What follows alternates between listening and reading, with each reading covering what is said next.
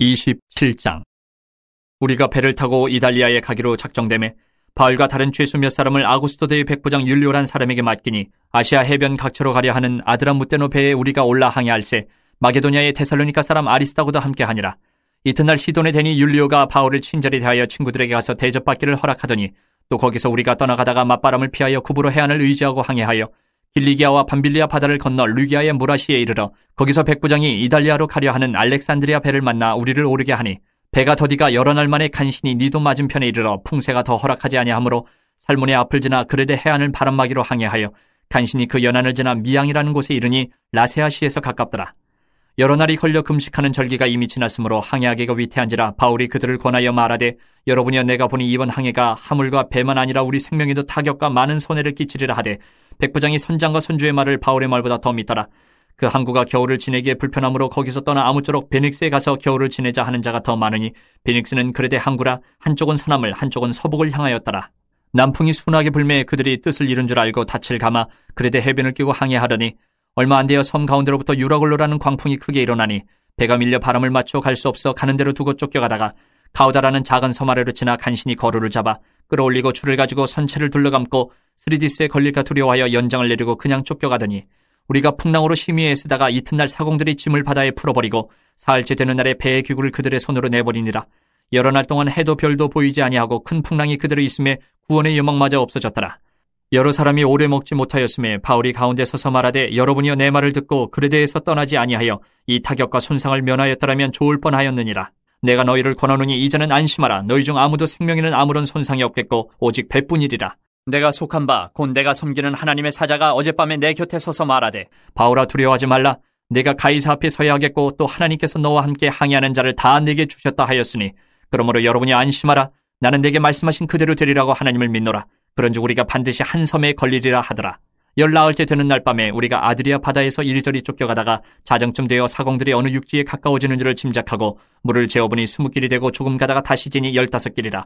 암초에 걸릴까 하여 고물로 탄 넷을 내리고 날이 3개를 고대하니라. 사공들이 도망하고자 하여 이물에서 닻을 내리는 채하고 거룻배를 바다에 내려놓기를 바울이 백부장과 군인들에게 이르되 이 사람들이 배에 있지 아니하면 너희가 구원을 얻지 못하리라 하니 이에 군인들이 거룻줄을 끊어 떼어버리니라. 날이 새어가며 바울이 여러 사람에게 음식 먹기를 권하여 이르되 너희가 기다리고 기다리며 먹지 못하고 줄인 지가 오늘까지 10나흘인즉 음식 먹기를 권하노니 이것이 너희의 구원을 위하는 것이요 너희 중 머리카락 하나도 잃을 자가 없으리라 하고 떡을 가져다가 모든 사람 앞에서 하나님께 축사하고 떼어 먹기를 시작하며 그들도 다 안심하고 받아 먹으니 배에 있는 우리의 수는 전부 276명이더라.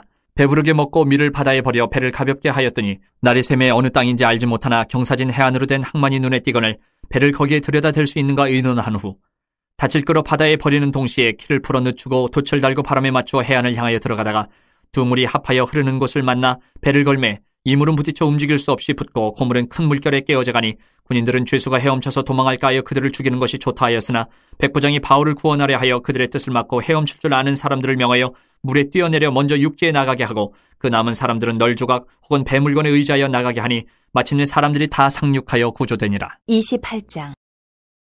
우리가 구조된 후에 안주 그 섬은 멜리데라 하더라. 비가 오고 날이 참에 원주민들이 우리에게 특별한 동정을 하여 불을 피워 우리를 다 영접하더라. 바울이 나무 한 묶음을 거두어 불에 넣으니 뜨거움으로 말미암아 독사가 나와 그 손을 물고 있는지라. 원주민들이 이 짐승이 그 손에 매달려 있음을 보고 서로 말하되 진실로 이 사람은 살인한 자로다. 바다에서는 구조를 받았으나 공의가 그를 살지 못하게 함이로다 하더니 바울이 그 짐승을 불에 떨어버림에 조금도 상함이 없더라. 그들은 그가 붙든지 혹은 갑자기 쓰러져 죽을 줄로 기다렸다가 오래 기다려도 그에게 아무 이상이 없음을 보고 돌이켜 생각하여 말하되 그를 신이라 하더라. 이 섬에서 가장 높은 사람 보블리오라 하는 이가 그 근처에 토지가 있는지라. 그가 우리를 영접하여 사흘이나 친절히 머물게 하더니 보블리오의 부친이 열병과 이질에 걸려 누워있거늘 바울이 들어가서 기도하고 그에게 안수하여 낫게 하며 이러므로 섬 가운데 다른 병든 사람들이 와서 고침을 받고 후한 예로 우리를 대접하고 떠날 때에 우리 쓸 것을 배에 실었더라. 석 달 후에 우리가 그 섬에서 겨울을 난 알렉산드리아 배를 타고 떠나니 그 배의 머리 장식은 디오스 구로라. 수라구사에 대고 사흘을 있다가 거기서 둘러가서 레기온에 이르러 하루를 지낸 후 남풍이 일어나므로 이튿날 보디올에 이르러 거기서 형제들을 만나 그들의 청함을 받아 이래를 함께 머무니라. 그래서 우리는 이와 같이 로마로 가니라. 그곳 형제들이 우리 소식을 듣고 아비오 광장과 트레이스 타베르네까지 맞으러 오니 바울이 그들을 보고 하나님께 감사하고 담대한 마음을 얻으니라. 우리가 로마에 들어가니 바울에게는 자기를 지키는 한 군인과 함께 따로 있게 허락하더라. 사흘 후에 바울이 유대인 중 높은 사람들을 청하여 그들이 모인 후에 이르되 여러분 형제들아 내가 이스라엘 백성이나 우리 조상의 관습을 배척한 일이 없는데 예루살렘에서 로마인의 손에 죄수로 내준 바 되었으니 로마인은 나를 신문하여 죽일 죄목이 없으므로 석방하려 하였으나 유대인들이 반대하기로 내가 마지못하여 가이사에게 상수하며 내 민족을 고발하려는 것이 아니니라. 이러므로 너희를 보고 함께 이야기하려고 청하였으니 이스라엘의 소망으로 말미암아 내가 이 쇠사슬에 매인 바 되었노라.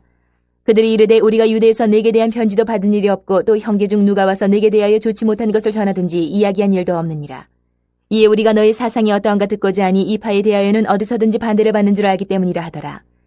그들이 날짜를 정하고 그가 유숙하는 집에 많이 오니 바울이 아침부터 저녁까지 강론하여 하나님의 나라를 증언하고 모세의 율법과 선지자의 말을 가지고 예수에 대하여 권하더라. 그 말을 믿는 사람도 있고 믿지 아니하는 사람도 있어 서로 맞지 아니하여 흩어질 때에 바울이 한 말로 이르되 성령이 선지자 이사야를 통하여 너희 조상들에게 말씀하신 것이 옳도다. 일렀을 때 이 백성에게 가서 말하기를 너희가 듣기는 들어도 도무지 깨닫지 못하며 보기는 보아도 도무지 알지 못하는도다. 이 백성들의 마음이 우둔하여져서 그 귀로는 둔하게 듣고 그 눈은 감았으니 이는 눈으로 보고 귀로 듣고 마음으로 깨달아 돌아오면 내가 고쳐줄까 함이라 하였으니 그런즉 하나님의 이 구원이 이방인에게로 보내어진 줄 알라. 그들은 그것을 들으리라 하더라. 바울이 온 이태를 자기 셋집에 머물면서 자기에게 오는 사람을 다 영접하고 하나님의 나라를 전파하며 주 예수 그리스도에 관한 모든 것을 담대하게 거침없이 가르치더라.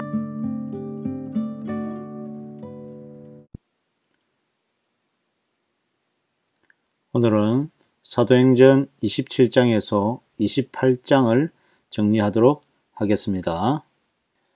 바울이 아그리빠 왕에게 전도하고 로마의 가이사에게 재판을 요구하여서 결국 로마로 압송되고 있습니다.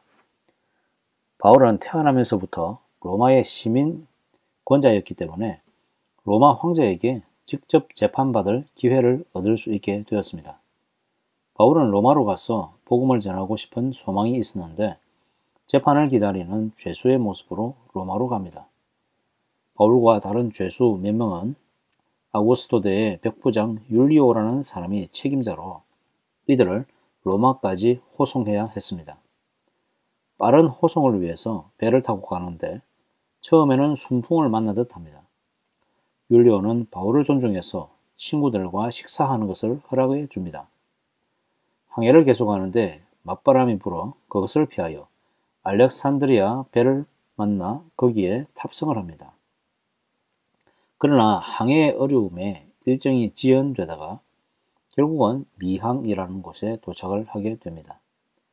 구절을 보면 바울은 금식하는 기간이 지나서 항해하기가 매우 위험한 시기라는 것을 인지합니다. 바울은 백부장과 선원들에게 지금 항해를 하면 배와 생명을 잃을 수 있다고 건의했습니다. 그러나 백부장은 선장과 선주의 말을 더 신뢰합니다. 죄수의 말보다 항해의 전문가들인 선장의 말이 신뢰가 가는 것은 당연한 것입니다. 지금 위치가 겨울을 지내기에 어려우므로 겨울을 지내기 위해서 그레데에 있는 베닉체 항구에 가서 겨울을 지내고 로마로 가려고 이들은 출발합니다. 13절을 보면 남풍이 순하게 불어서 이 결정이 좋은 결정으로 다들 여겨지고 있습니다. 그러나 백부장이나 선장만이 이 항해를 이끄는 것이 아닙니다. 바울을 로마로 보내려는 계획은 하나님이 먼저 세우고 계셨습니다. 이 여행을 통해 하나님은 바울이 하나님의 종이라는 사실을 입증하는 것과 하나님이 살아 계셔서 주님의 교회가 계속해서 퍼져나갈 것이다 라는 것을 알려주시기 원합니다. 이런 의미에서 이번 항해는 사람의 생각과는 정반대로 하나님의 뜻에 의탁해야 하는 것이었습니다.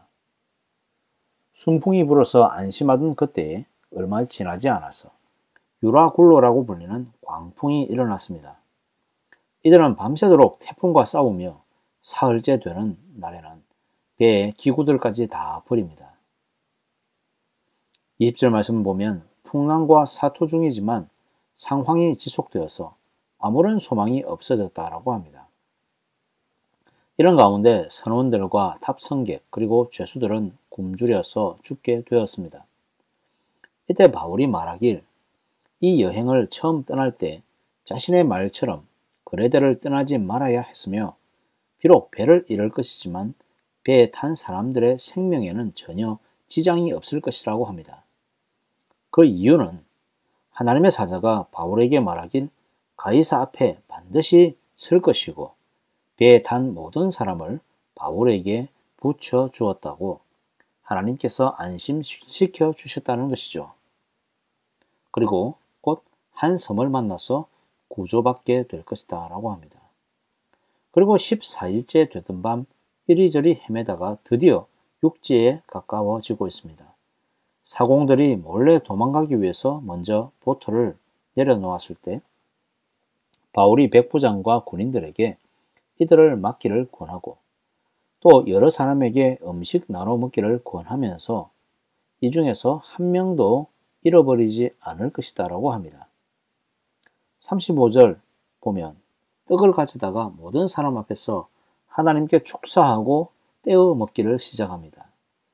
마치 성찬식을 하듯이 그렇게 하고 있습니다. 이들이 안심하고 먹고 276명 전원이 무사히 구조되었습니다.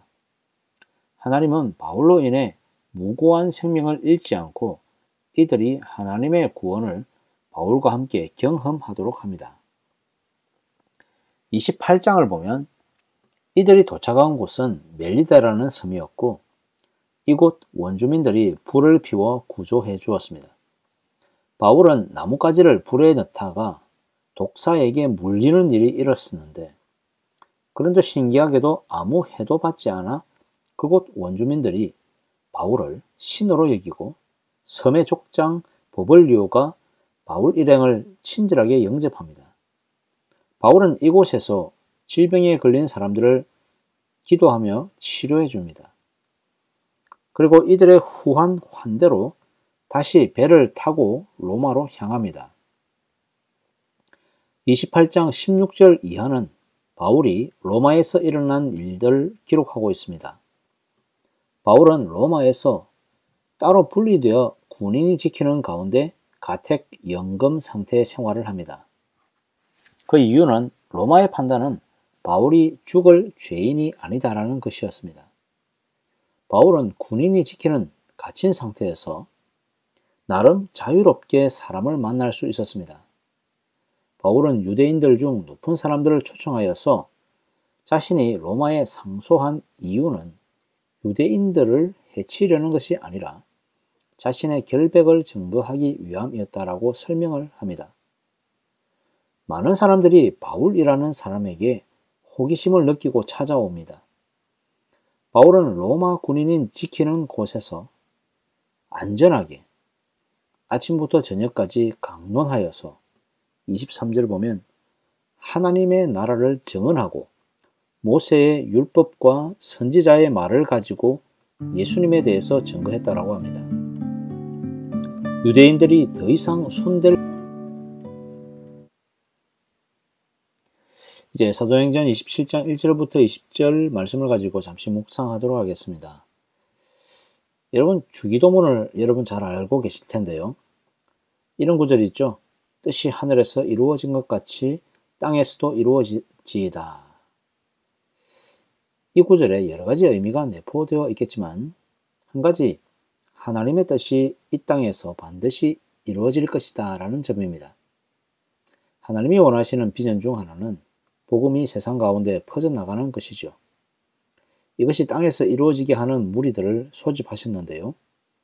하나님은 교회를 통해서 하나님의 뜻이 이 땅에서 이루어지게 하시려는 계획을 가지고 계셨습니다. 바울은 주님의 교회를 위해서 헌신하기로 작정한 사람이었습니다.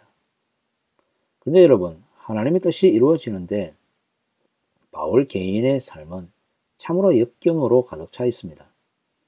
하나님의 분명한 지시를 통해 로마로 가고 있지만 억울한 죄수의 몸으로 군인에게 잡혀서 배를 타고 로마로 향합니다. 자유로운 상태에서도 힘들게 전할 수밖에 없는 복음인데 죄수의 신분으로 어떻게 복음을 전할 수 있을까요? 여기에는 복음 전파를 위한 하나님의 철저한 계획이 있습니다. 예루살렘으로 온 바울은 곧바로 유대인들에게 살해 위협을 받아야만 했습니다. 바울은 이들 살해 위협을 피해서 공적인 기관인 법정에서 재판을 받았습니다. 이것은 바울에게 고난이었지만 생명의 위협을 피할 가장 좋은 방법이었습니다. 그리고 로마로 가서 전도하기 위해 로마 황제에게 재판을 요청하게 되고 공식적인 로마 시민인 바울에게 로마의 백부장이 호송 책임자가 되어서 로마까지 이동하게 되는 것이죠. 희한하게도 바울은 로마 군인들의 호위를 받고 가는 것입니다. 유대인들이 아무리 바울을 죽이고 싶어 하지만 로마 군인들을 뚫고 바울을 죽일 수는 없습니다. 희한한 하나님의 안전한 계획이 여기에 있습니다. 바울을 호송하는 자들은 배를 타고 빨리 이동하기를 바랬습니다. 그러나 겨울이 점점 다가오기에 항해하기가 힘든 계절이 벌써 다가오고 있었습니다. 바울은 죄수의 신분이었지만 언제나 당당하게 행동했습니다. 죄를 지어 죄수가 된 것이 아니라 죄수가 되어 황제에게까지 복음을 전하려는 목적 때문입니다. 백부장과 선장은 미항이라는 곳까지 역풍을 맞으면서 겨우 도착했습니다. 바울은 이들에게 항해하기에 좋은 계절이 아니니 여기에 머물렀다가 가야 한다고 했지만 백부장은 선장의 말을 더 믿습니다. 물론 배나 바닷길의 전문가인 선장의 말을 듣는 것이 상식적일 것입니다. 13절의 말씀 보면 남풍이 순하게 불었다라고 했는데요. 이들의 가는 길이 순탄하게 흐르는 것 같습니다. 그러나 유라굴로라고 불리는 겨울 광풍이 불어닥칩니다. 배는 이 광풍을 만나 여지없이 흔들리고 선원들은 몇 날 며칠을 애쓰다가 드디어 안 되니 짐을 바다에 던져버립니다. 사흘째 되는 날에도 여전히 태풍에 시달리니 배의 기구들도 다 버려버립니다. 20절 말씀 보니까 여러 날 동안 해도 별도 보이지 않고 큰 풍랑이 그대로 있음에 구원의 여망마저 없어졌다라고 합니다. 이제 죽었구나 라는 것입니다. 더 이상 할 것이 없을 때 포기합니다. 그렇지 않으면 이판사판 소위 운명에 맡겨보는 것이죠. 하나님은 바울과 배에 탄 사람들을 어찌하실까요? 바울은 바로 이때가 자신에 대한 신뢰를 회복할 기회로 보았습니다. 그래서 바울이 용감하게 말합니다. 지난번 글에 대해서 자신의 말을 들었더라면 좋았을 것이다. 그리고 이제 안심하고 생명에는 아무도 지장이 없을 것이다 라고 얘기해 줍니다. 왜냐하면 하나님의 사자가 자신에게 두려워하지 말며 배는 혹 잃을 수 있지만 한 사람도 생명을 잃지 않을 것이다 라고 말씀하시다라는 것입니다. 살아서 한 섬으로 가게 될 것이다 라는 것입니다. 모두가 다 구원받게 되는 놀라운 역사가 일어나는 것이죠. 여러분, 해볼 수 있는 모든 일을 다 해보고 깨끗하게 포기할 때가 있죠. 바다 가운데서 이들은 죽을 날을 기다릴 수밖에 없는 상황에서 어떤 희망의 메시지를 던질 수 있을까요? 여러분, 만약 바울이 맞다면, 이런 상황 가운데 바울이 맞다면 바울은 정말 하나님의 사람이고 하나님은 살아계신 분일 것입니다. 그러나 바울의 말이 거짓이라면 하나님이 없거나 바울이 하나님의 사람이 아닐 것입니다. 하나님은 배에 탄 사람들에게 이 순간에 닥쳐오기를 기다렸을 것입니다. 그래, 이판사판이다. 어디 한번 보자. 정말 하나님이 살아계신지. 이 기회입니다. 성도 여러분, 바울의 항해가 이해가 되십니까? 주님의 길을 가는데요. 그것도 로마라는 곳, 복음에서 가장 중요한 목적지로 갑니다. 그런데 죄수가 되어 갑니다. 가는 길에서도 하나님의 살아계심을 증거해야 합니다. 그럼에도 불구하고 하나님은 언제나 함께 걸어가 주십니다. 왜냐하면 하늘에서 이미 바울의 길을 풀어주셨습니다. 바울은 땅에서 하나님의 뜻이 풀리기를 기다리면 됩니다. 우리는 늘 하늘에서 풀어주신 길을 기다리면서 왜 빨리 땅에서 풀리지 않는가라는 그런 기대를 합니다. 무엇보다 꽃길처럼 아름다운 순탄하게 풀리기를 바라죠.